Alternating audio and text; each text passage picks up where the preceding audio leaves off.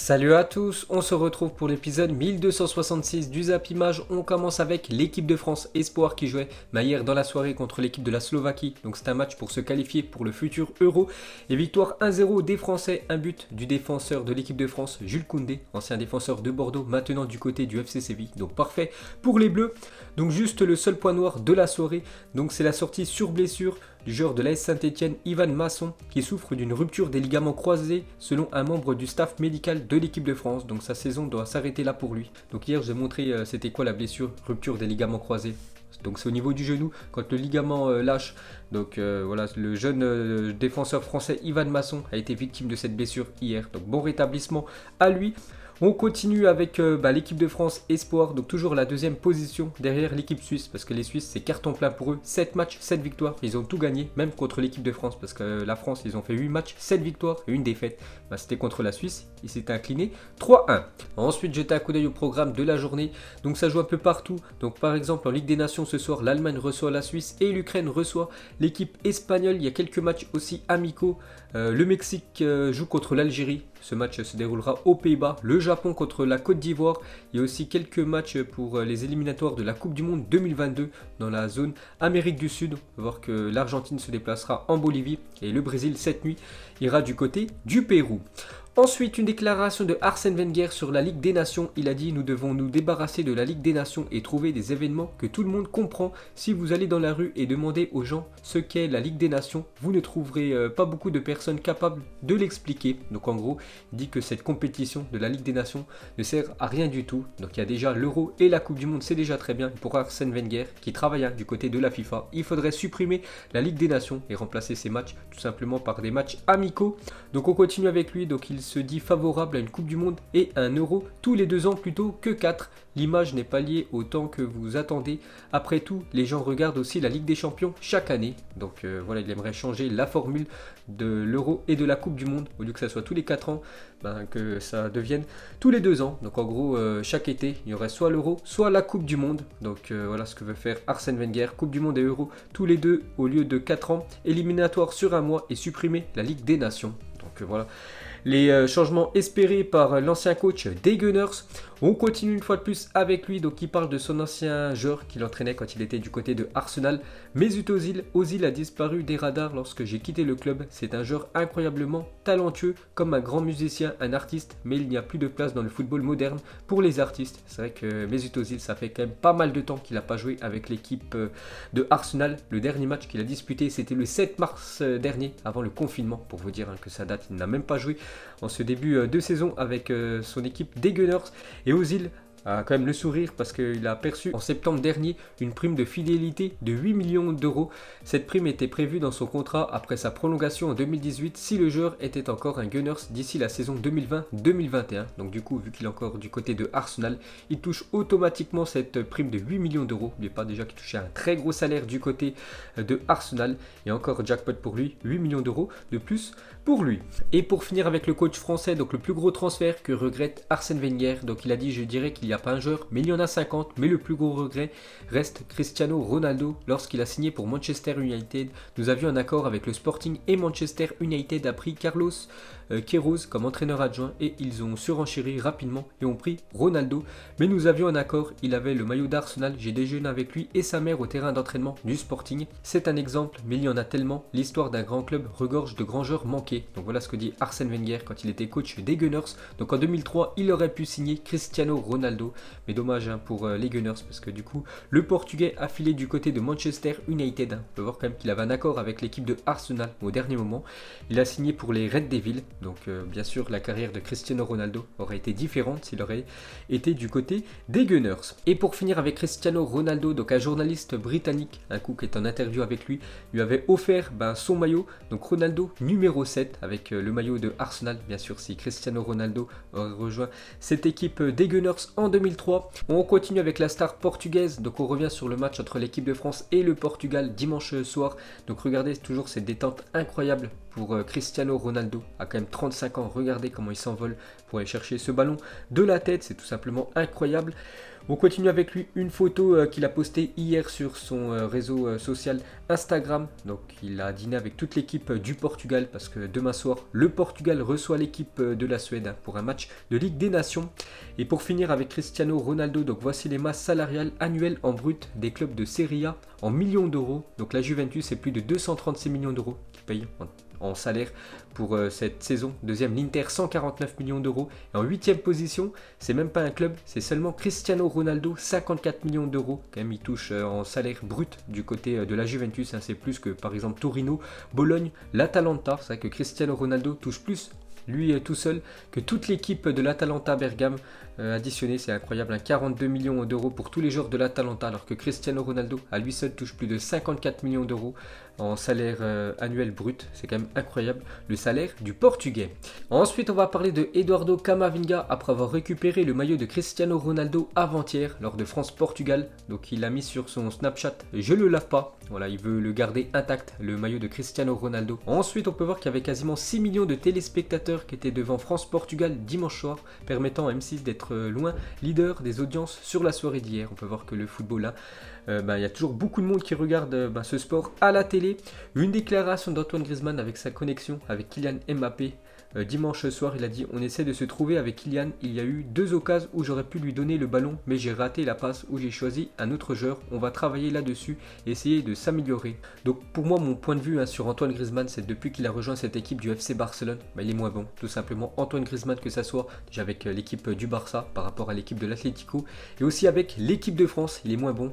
Il pèse moins avec les Bleus lors des derniers matchs, Antoine Griezmann, par rapport aux années précédentes quand il évoluait du côté de l'Atlético Madrid. Rien que par rapport au penalty, avant il n'en loupait aucun avec l'équipe de France. Heureusement, il les avait marqués quand c'était à l'Euro 2016 et surtout en Coupe du Monde 2018. Alors que là, les derniers penaltys qu'il a tirés avec les Bleus, à chaque fois, ils ont été soit loupés ou soit le gardien adverse les a arrêtés. Donc pour moi, il est moins performant, il a moins d'impact dans le jeu. Antoine Griezmann actuellement, et la preuve avec son match une fois de plus décevant dimanche soir.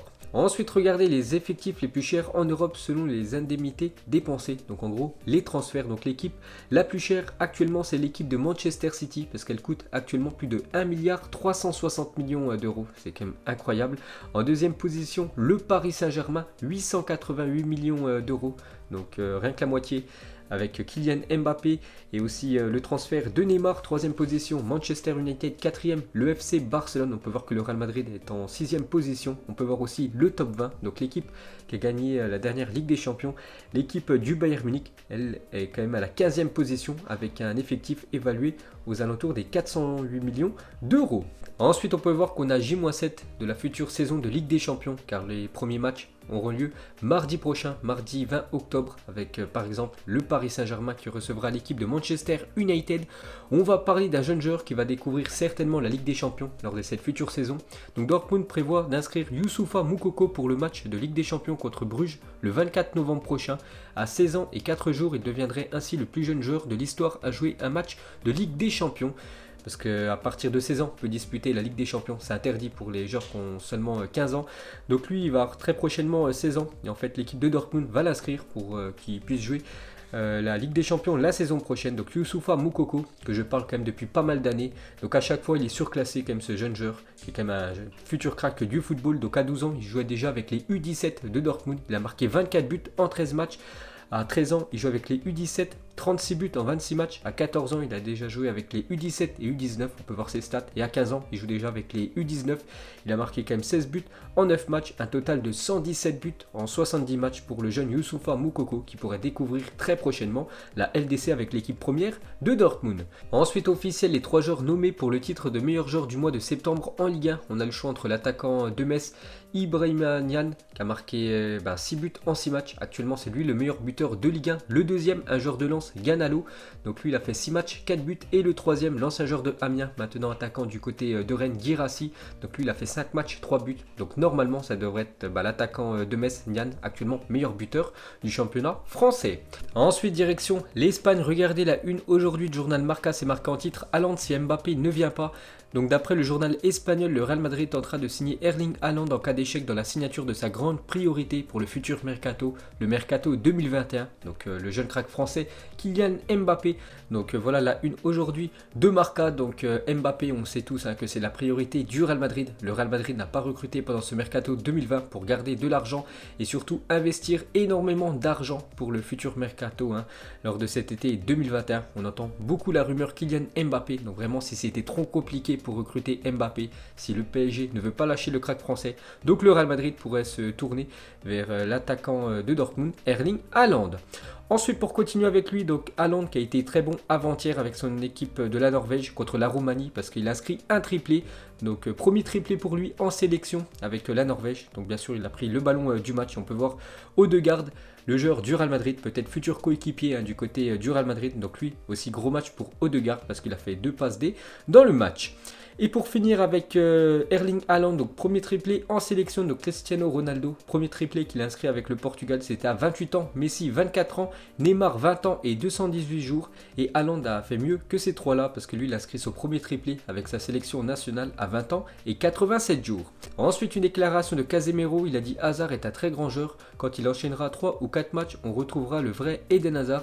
Donc il parle de Kylian Mbappé, peut-être du côté du Real Madrid. Il a dit: si le Real recruterait tous les noms annoncés, il y aurait 100 joueurs. Il appartient en ce moment au Paris Saint-Germain et je lui souhaite bonne chance. Mais bien sûr, pas mal de personnes au Real Madrid rêvent de Kylian Mbappé.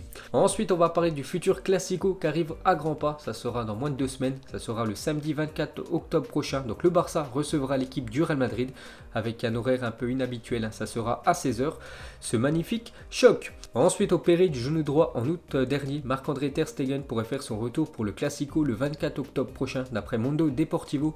Donc le dernier match qu'il a gaulé avec l'équipe du Barça, il doit bien s'en souvenir parce qu'il avait pris 8 buts contre l'équipe du Bayern. C'était ce match de Ligue des Champions avec cette victoire, cette humiliation du Bayern Munich, 8-2 contre l'équipe du Barça. Donc depuis, il s'est fait opérer. Donc depuis le début de saison, c'est Neto, le gardien brésilien qui goal du côté du Barça. Donc il pourrait revenir pour le Classico. Le gardien allemand. Et une autre bonne nouvelle pour ce Classico avec certainement le retour d'Eden Hazard. Donc si tout se passe comme prévu, Eden Hazard devrait disputer quelques minutes de jeu le 21 octobre prochain. Donc mercredi prochain durant le match de LDC contre le Shakhtar. L'objectif étant qu'il soit prêt pour le Classico le 24 octobre prochain. Ensuite, pour continuer avec le Real Madrid, regardez les 11 joueurs du Real Madrid dont la valeur marchande a diminué en millions d'euros. Donc par exemple Ramos, qui coûtait il y a quelques mois 14,5 millions d'euros, il coûte actuellement 14 millions d'euros. Pourquoi il coûte si peu? Sergio Ramos, pourtant l'un des meilleurs défenseurs, peut-être le meilleur défenseur de l'histoire du football parce qu'il est plutôt vieux bien sûr. SR4, donc Nacho il coûte actuellement 10 millions d'euros, donc Marcelo seulement 12 millions d'euros, donc lui aussi est très vieux. Marcelo, Modric seulement 10 millions d'euros, Isco 30 millions d'euros, Eden Hazard 60 millions d'euros, Benzema coûte actuellement 25 millions d'euros, ou même Jovic 25 millions d'euros actuellement. Ensuite on va parler de 2 recrues du côté du Bayern Munich, donc Bounassar et Choupo-Moting en conférence de presse avec le Bayern. Donc Bounassar il a dit: le Bayern c'est un club très exposé, champion d'Europe en titre, ça sera à moi de montrer sur le terrain d'être bon avant tout pour prétendre à la sélection nationale. Les choses arriveront naturellement par la suite si je travaille bien et que je suis bon. Donc voilà ce que dit Bounassar. Donc il va essayer d'avoir un peu de temps de jeu parce que c'est compliqué, il y a beaucoup de concurrence du côté du Bayern. Donc lui il joue quand même défenseur droit, donc défenseur droit il y a Benjamin Pavard et aussi Kimmich. Bon après Kimmich peut jouer aussi en numéro 6. Bon après il va être en concurrence avec Pavard, l'ancien défenseur de l'OM. Cette fois-ci Choupo-Moting qui revient sur son choix d'avoir rejoint l'équipe du Bayern. Il a dit: quand j'ai entendu parler du Bayern c'était clair, Paris voulait que je reste mais je n'ai pas accepté leur offre et du coup il a filé du côté du Bayern. Donc il a dit: je suis venu ici car le Bayern est le plus grand club d'Allemagne, c'est une super équipe, Munich est une belle ville, je suis super heureux, mon choix était acté dès que le Bayern a contacté mes agents. Donc dès qu'il a su que le Bayern était intéressé par lui, voilà, il n'y avait plus que l'équipe allemande dans sa tête. Et pour finir avec lui cette fois-ci, voici une déclaration du directeur sportif du Bayern. Pourquoi ils ont recruté Choupo-Moting. Donc il a dit, nous avons vu à Lisbonne combien Choupo pouvait être précieux. Lewandowski est le meilleur buteur au monde à mes yeux, mais un attaquant ne peut pas jouer tous les matchs. Bien sûr, il faut qu'il ait un peu de temps de repos. Lewandowski, c'est pour ça qu'ils ont recruté Choupo-Moting pour le remplacer de temps en temps. Ensuite, on va parler de Neymar, a réussi 18 dribbles face à la Bolivie vendredi dernier, un record sur les 3 dernières campagnes de qualification sud-américaine pour la Coupe du Monde depuis Messi en 2011. C'est vrai qu'il a régalé Neymar lors du dernier match de la Seleção. Donc on va le retrouver cette nuit contre le Pérou, le joueur parisien. Ensuite, une déclaration d'un arbitre, il s'agit de Mark Clattenburg. Il a dit: la première fois que j'ai croisé Roy Keane pendant le match, il m'a crié dessus pour obtenir un corner. Pourtant, j'étais sûr qu'il y avait 6 mètres, mais il a crié tellement fort que j'ai accordé le corner. J'ai été pétrifié devant lui. Donc voilà une petite info sur l'ancien milieu et capitaine de l'équipe de Manchester, aussi joueur de l'Irlande. Ensuite, regardez la collection de Pierre-Emerick Aubameyang actuellement. Genre le mieux payé du côté de Arsenal. Là. Regardez son parking chez lui avec des voitures avec des couleurs un peu spéciales. On va voir des voitures couleur arc-en-ciel et même des voitures couleur or. Hein. Il a beaucoup d'argent et il le montre. Pierre-Emerick Aubameyang. Ensuite, cette photo d'Alex Morgan avec son bébé venu soutenir ses nouvelles coéquipières de Tottenham parce qu'elle a quitté les États-Unis. Elle a rejoint l'équipe de Tottenham lors du dernier mercato. Alex Morgan, donc elle avait annoncé qu'elle était enceinte après la Coupe du Monde 2019. Elle avait en plus gagné à cette Coupe du Monde avec les États-Unis. Donc maintenant elle a sa fille. On peut voir qu'elle est du côté de l'Angleterre. Et pour finir ce Zap Image, donc on revient sur Arsène Wenger, ce qu'il a dit. Donc Coupe du Monde et Euro tous les 2 ans au lieu de 4, éliminatoire sur un mois et supprimer la Ligue des Nations. Donc pour vous, est-ce que c'est une bonne chose ou une mauvaise chose de mettre l'Euro et la Coupe du Monde tous les 2 ans? Donc chaque année en fait il y a soit l'Euro soit la Coupe du Monde, ou rester avec le format actuel tous les 4 ans pour ces 2 grandes compétitions. Donc voilà les gars, la fin de ce Zap Image 1266. Donc si ça vous a plu, un petit like et je vous ferai l'épisode 1267 demain. Donc moi je vous laisse et je vous dis à la prochaine comme d'habitude. Ciao à tous.